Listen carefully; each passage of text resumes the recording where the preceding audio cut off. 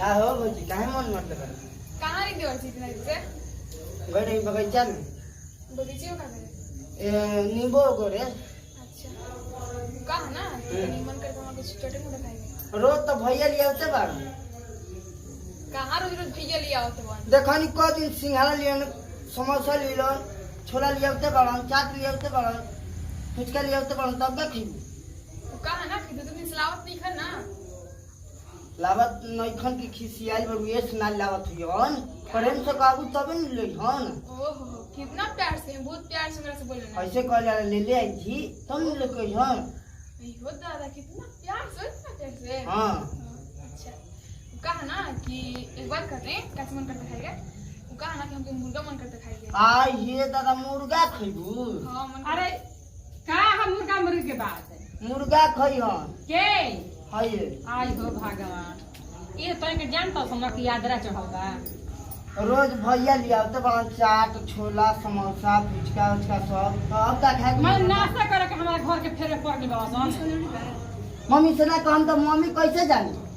अरे तो हमनी के यादरा में सब जानता रहा हमनी के टोला महाला हितई गना यादरा में मुर्गा मुर्गी ना बनला आकर की हई पूजा पाठ होला। हां पूजा पाठ होइबे करला ई कहत कि खीर पूरी बनवा दी तो तू का करू? आई का एकदम मन करे सही तोरा निखा दिमाग काम करते दिमाग में भोथर हो गए दिमाग आया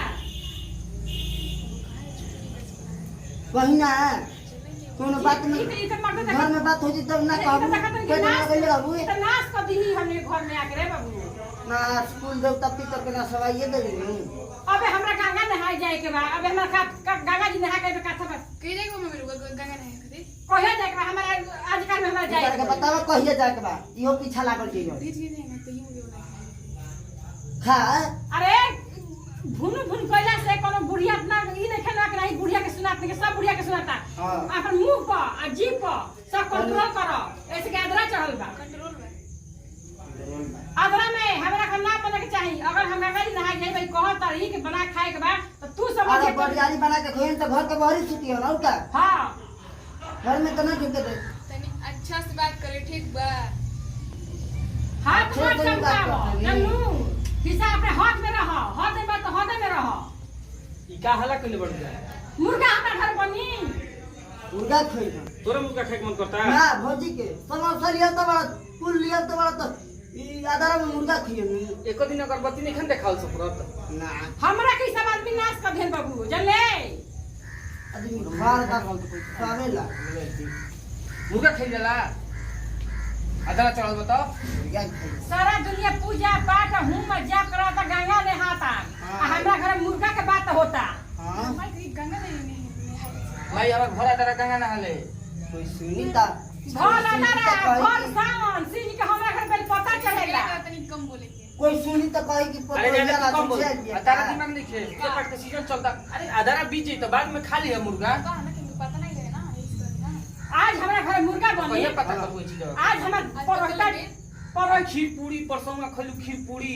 का कहले दलपूरी खइलू आम खइलू तो ई तारा ना बुझाइल कि काहे बनल बा ए बाबूआ आज हमनी के गुरुजी अहन कथा बचे के परोहिता जी खाए का दिन के तो सुनिया ने के घर आदरा मुर्गा बन बता भगिहन जाके रहिहन जा भगियन जा कि ना एगो बात सुनो पूजा पाठ भी जाई हाँ। तब कोनो काम होई बनवा समझ जा हां लिया तू जा जा दे हां आज के बाद नाम न धरिए ए भैया मुर्गा के बात बतियैबा जा हमरा घर ना में नहीं बनबे ना तो करी हमरा हम घर से बाहर ही निकल अरे जाए बनबे ना करियो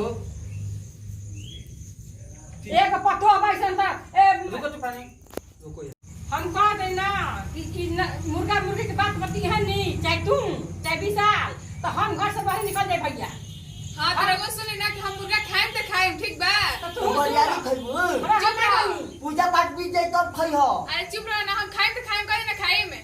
नासे फेर लागल काहे भगवान अब एकदम नासे और अपना भाई के फोन की खाई हम भाई तार पैक करके ले ले ए बाबूआ ज्यादा बहक बोलत है ना जो दारे मुर्गा ना बनी जल्दी इनका और या तैयारी गेले हयो बाला त हयो के करा कि ना लेके धीरे से खिया दी चल चल खाना खा एकरा पे कोनो बहुत विश्वास बोल चल नहीं। कोई दिन मुर्गा ना बनता ना चले बनी एकरा पे कोनो विश्वास नहीं का करी का ना करी हम चल। धीरे से लेके खिया दे ना हां तू खिया दे बाबूआ हां पहले पे कोनो विश्वास नहीं हमारा देवी देवता का डर नहीं खिया दे लेके समझ में आते नहीं खे। नमस्कार, प्रणाम, हम खुशी पांडे, पूरे भोजपुरी समाज के गोड़ छू के गोड़ लगाते नहीं। इतना इंग्लिश बोलोगी ना तो हम पाकिये में लेटा जाएंगे। जी भैया बिहार वाले नमस्कार। काठमांडू जिला लेना जी भैया नमस्कार, प्रणाम। हम विशाल दुबे पूरा भोजपुरी समाज के गोड़ छू के गोड़ लगाता नहीं। और इस वीडियो में देखते बादी भाई जौन चीज चढ़ल बा हमनी के, मतलब जौन चीज बा हमनी के संस्कार, जौन चीज बा हमनी के सांस्कृतिक सभ्यता बा, जौन ओकरा के पालन के बहुत जरूरी बा। जौन की देखी आजकल जे पालन नहीं करत ओकरा के देखिए आज के डेट में हमनी के दुनिया विकास के प्रति नहीं जाता, विनाश के प्रति जाता है। काहे कि हमनी के जो संस्कार बा, जो चीज बुद्धि बा, जो चीज हमनी के करत आइल बा आदमी, वो चीज के भुलाइल जातन जा। कैसे? अपना फैशन में, अपना चॉइस खातिर, अपना चस्का खातिर, स्वाद खातिर। तो सब बेस ये प्रार्थना बा हमरा कि भैया कोनो चीज पर्व बा, त्योहार बा, तो ओकरा के बीत जाए दी। पूरा लाइफ बचले बा, पूरा एंजॉय करे के बड़ा सबके। तो आदरा चढ़ल बा हमारे मेहरारू जी दियल बे मुर्गा खाए के। तो वो कमेंट करके बताई कि ई सही जी दियल बे कि गलत जी दियल बे। काहे अगर आदरा बीत जाए तो ना खाली मुर्गा। तो सब कमेंट करके जरूर बताई कि माने सही बात बा गलत बात बा। तो यही से दी विदाई, अगले वीडियो में फिर से मिलल जाई। जय हिंद, जय भारत, जय भोजपुरी समाज।